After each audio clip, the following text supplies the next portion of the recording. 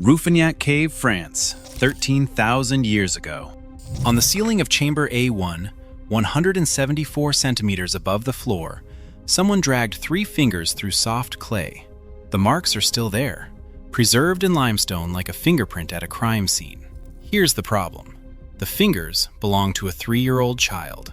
Forensic analysis of the mark width, 28 millimeters across 3 fingers, matches only one demographic: a toddler, roughly 110 centimeters tall. Do the math. Even with arms fully extended, that child reaches 165 centimeters maximum. The ceiling is 174 centimeters high.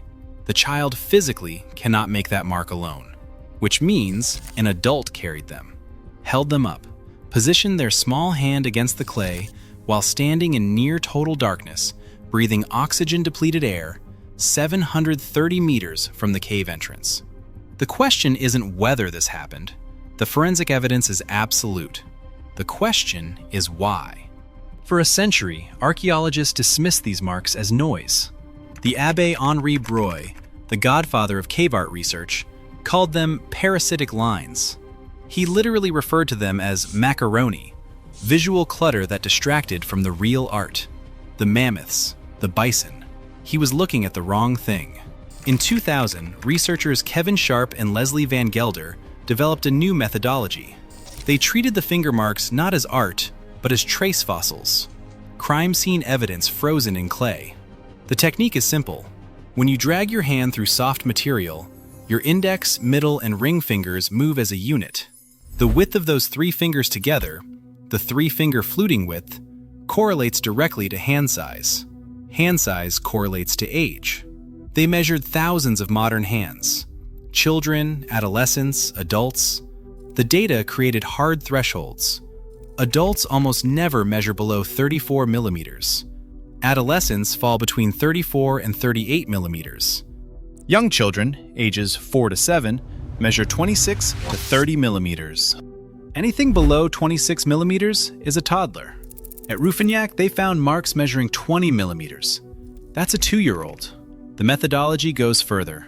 The ratio between your index and ring finger, the Manning index, is determined in utero by testosterone exposure. It's sexually dimorphic.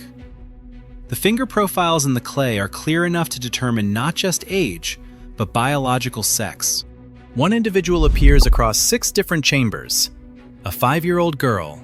Her 3-finger width measures 28 millimeters consistently. Her digit ratio profile matches female morphology. Her fluting style is distinctive. She splays her fingers slightly wider than other children, and her ring finger starts earlier in the stroke than her index. She's identifiable, like a signature. But here's where the evidence becomes mechanical proof of something stranger. Chamber A1 contains the highest concentration of child marks in the entire cave system. The walls are covered, but more importantly, the ceiling is covered. The current ceiling height in the fluted sections ranges from 174 to 200 centimeters. Geological analysis confirms the floor level hasn't changed since the Paleolithic. This is the original height. A 5-year-old child stands approximately 110 centimeters tall, with arms extended overhead, conservatively estimated at 50% above height. Maximum reach is 165 centimeters. The marks on the 174 centimeter ceiling are physically impossible without assistance. The marks themselves reveal how that assistance worked. Many of the ceiling flutings form distinctive arc patterns, not random lines, controlled curves. The biomechanics are clear. An adult holds the child on their hip or shoulders. The adult provides the platform. The child provides the stylus. As the adult pivots from the waist or walks, the child's fingers trace arcs across the clay. This destroys the hypothesis of unsupervised play. This was collaborative, deliberate. The adult expended significant calories, lifting and maneuvering a 15-kilogram child in confined spaces to facilitate something. The evidence points to a specific purpose, and it wasn't just chamber A1. The same 5-year-old girl's marks appear in chamber G, chamber H, chamber I. She moved through the entire deep system, In some chambers, her marks show she used both hands simultaneously, which means she wasn't holding a torch. Someone else provided the light while she worked. In Chamber G, she produced something that changes the interpretation entirely. She drew tectiforms. Tectiforms are geometric symbols, roof-shaped signs specific to the Magdalenian culture of this region. They're found in Font de Gaume, Les Combarelles. They're not natural shapes. They're cultural codes. By age 5, this child had internalized the symbolic lexicon of her society. She wasn't just making marks. She was writing in the language of her people.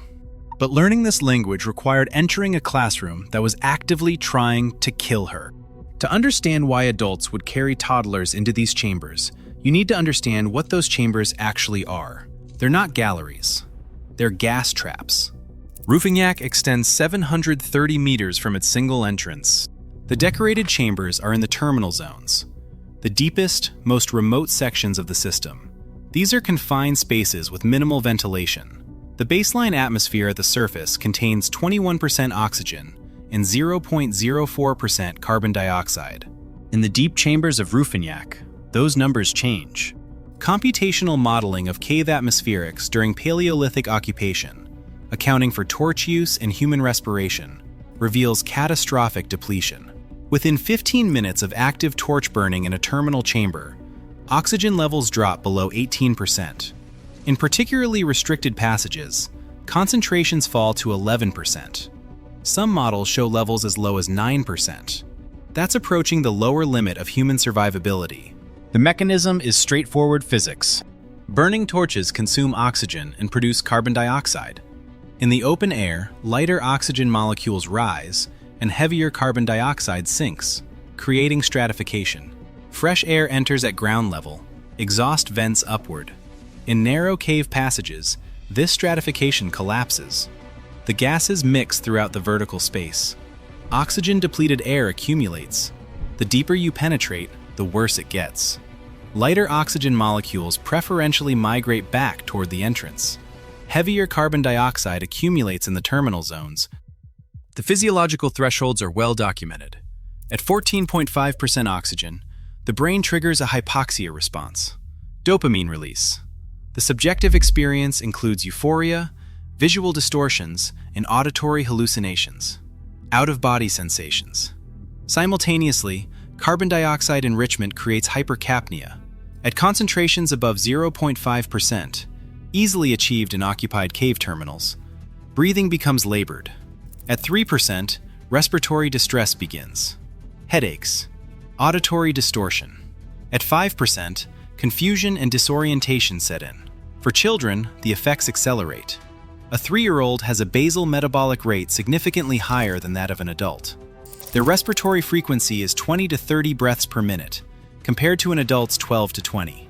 They take in a greater volume of contaminated air relative to their body mass. Their smaller blood volume and developing cardiovascular system mean that oxygen saturation declines more rapidly.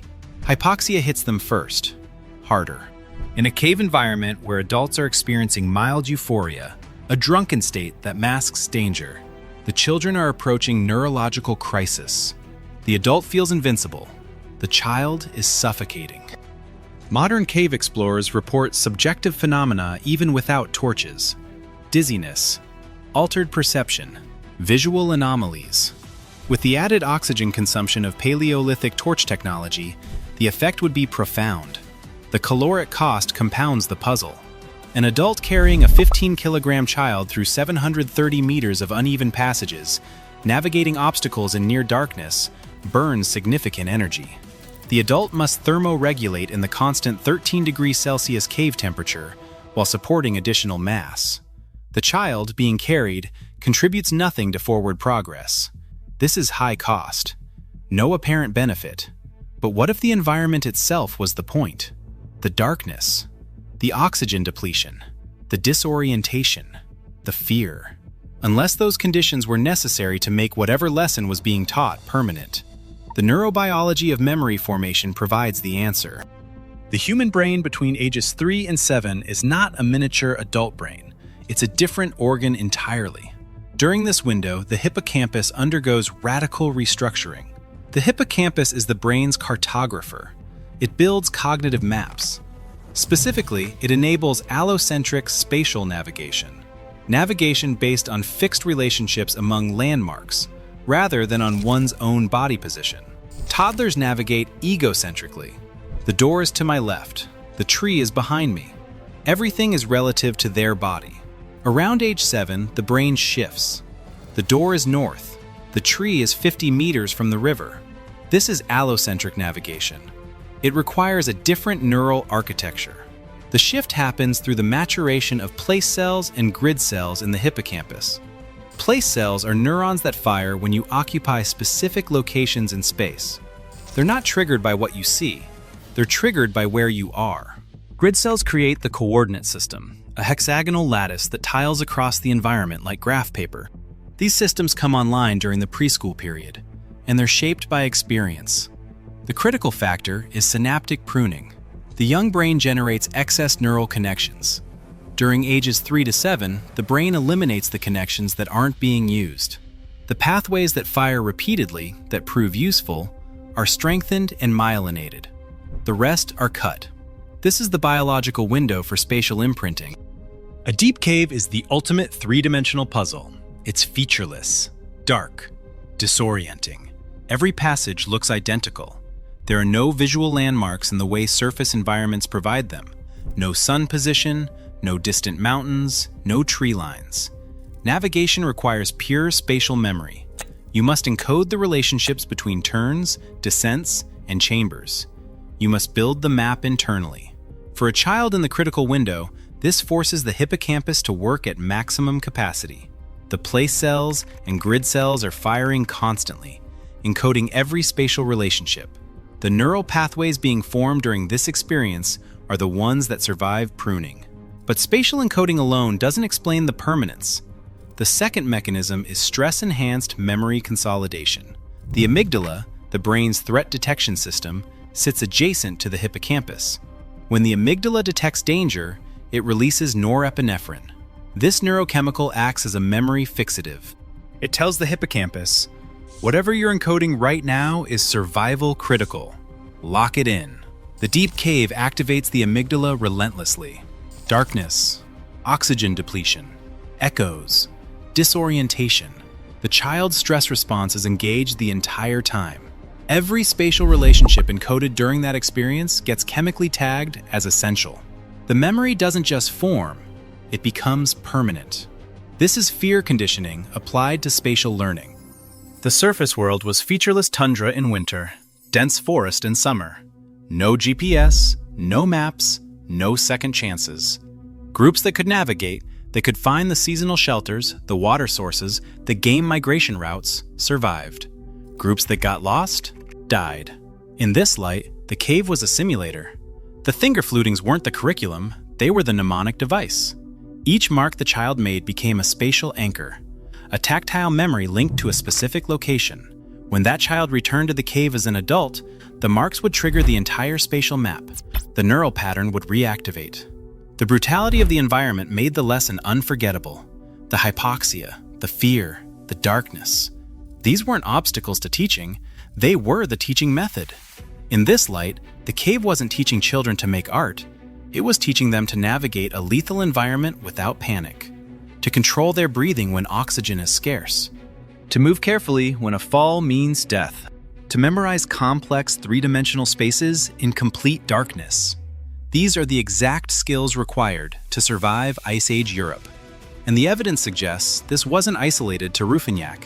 The proof comes from a cave hundreds of kilometers away, occupied 14,000 years earlier. Rouffignac Cave, Haute-Pyrénées, France, 27,000 years ago. 14,000 years before the children of Rouffignac dragged their fingers through clay, another group was doing something similar, but instead of finger marks, they left their hands. 231 hand stencils cover the walls of Rouffignac. Negative impressions created by pressing a hand against limestone and blowing pigment around it. Half of them show missing fingers.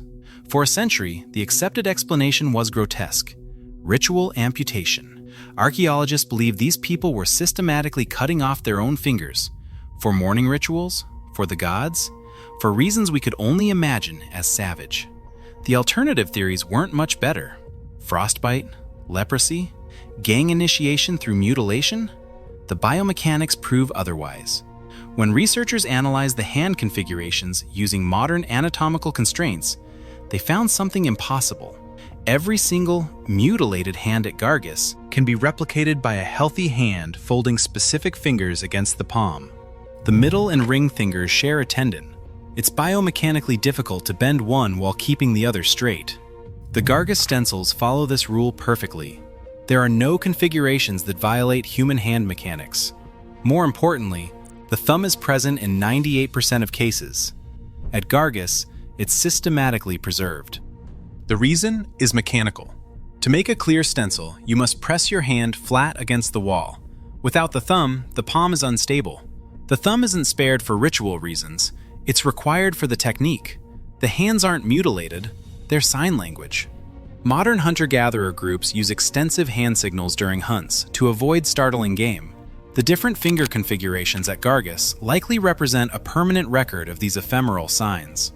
Bison, quiet, water, and children were learning them. Metric analysis of the hand sizes confirms the presence of infants and young children among the stencils. Some infant hands appear high on walls, physically impossible for a baby to reach independently. The stencils show something else. Adult wrist shadows. The outline of a larger hand holding a smaller hand in position, while pigment is blown around both. This is the same pattern documented at Rouffignac. Adults physically molding children's hands into specific shapes, holding them in place, teaching them the silent language of the tribe by forcing their fingers into the configurations. The cave wall was the blackboard. The geographic and temporal distribution is critical. Gargus is 27,000 years old. Rouffignac is 13,000 years old. They're separated by 14,000 years and hundreds of kilometers. The practice wasn't isolated. It wasn't accidental. This was systematic child exposure across multiple millennia in multiple regions of Ice Age Europe. Different caves, different cultures. Same strategy. Carry the children into the darkness. Make them engage with the space. Use the brutality of the environment to burn the lesson into their developing brains. The Ice Age was so unforgiving that this terrifying method may have been the only way to ensure the next generation survived. The groups that hardwired their children this way didn't have an advantage. They had a necessity. Their children grew into adults who could navigate without hesitation, who knew the signs without thinking, who didn't panic in confined spaces or oxygen-depleted air. Those adults survived. Their children survived. The groups that didn't do this left no descendants. The marks on the walls of Rouffignac and Gargus aren't art. They're fossilized curriculum, the lesson plan of the Ice Age. The physics of the cave made the lesson permanent. Toddlers carried into oxygen-depleted darkness weren't there for spiritual reasons. They were there for functional training. The hypoxia, the fear, the disorientation, these weren't side effects. They were the teaching method. The evolutionary logic is compelling. Groups that imprinted spatial navigation and cultural codes into their children's brains during the critical developmental window produced adults with superior survival capabilities. If this forensic investigation into what our ancestors did to survive left you questioning what else we've misunderstood about the Ice Age, hit the like button and subscribe. We are here because someone carried a 3-year-old into the dark.